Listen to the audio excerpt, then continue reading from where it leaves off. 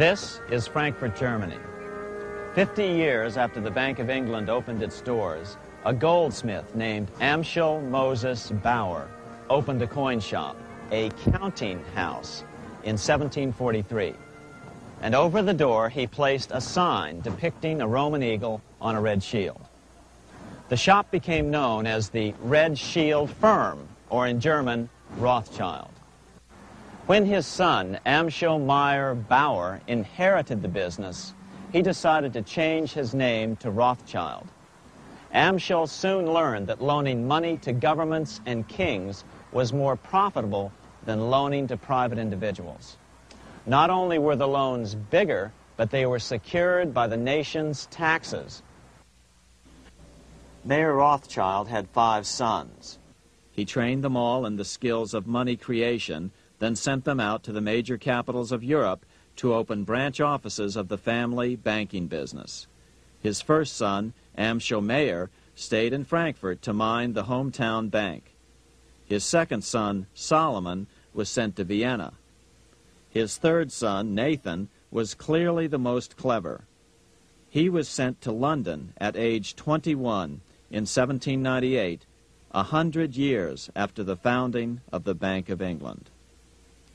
His fourth son, Karl, went to Naples, and his fifth son, Jacob, went to Paris.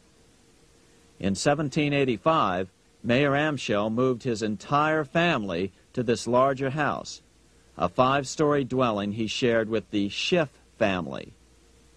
This house was known as the Green Shield. The Rothschilds and the Schiffs would play a central role in the rest of European financial history and in that of the United States.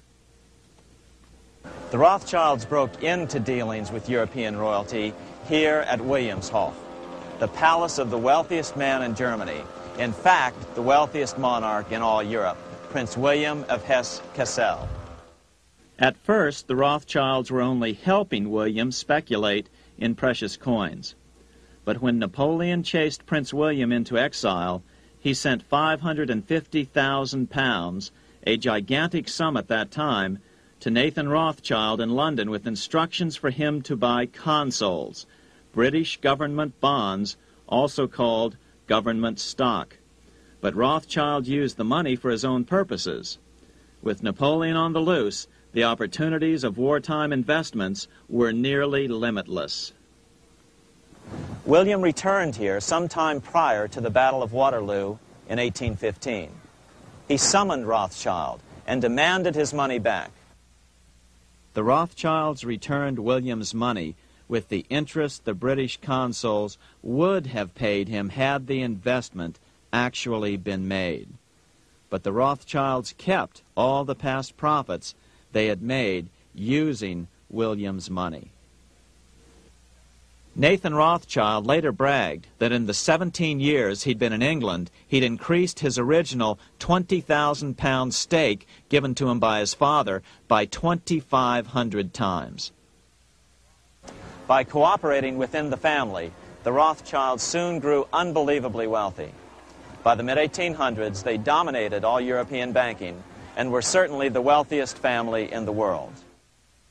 They financed Cecil Rhodes, making it possible for him to establish a monopoly over the diamond and gold fields of South Africa.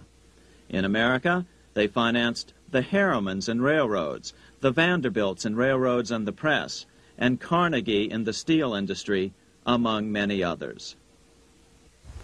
In fact, during World War I, J.P. Morgan was thought to be the richest man in America. But after his death, it was discovered that he was actually only a lieutenant of the Rothschilds.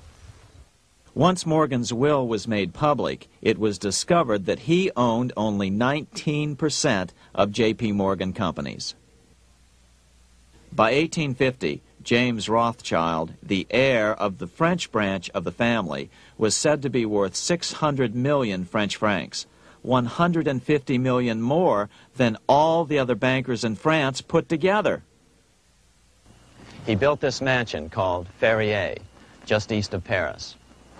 Wilhelm I, on seeing it, exclaimed, "Kings couldn't afford this. It could only belong to a Rothschild." Another 19th century French commentator put it this way: "There is but one power in Europe, and that is Rothschild." There is no evidence that their predominant standing in European or world finance has changed. Now let's take a look at the results the Bank of England had produced on the British economy and how that later was the root cause of the American Revolution.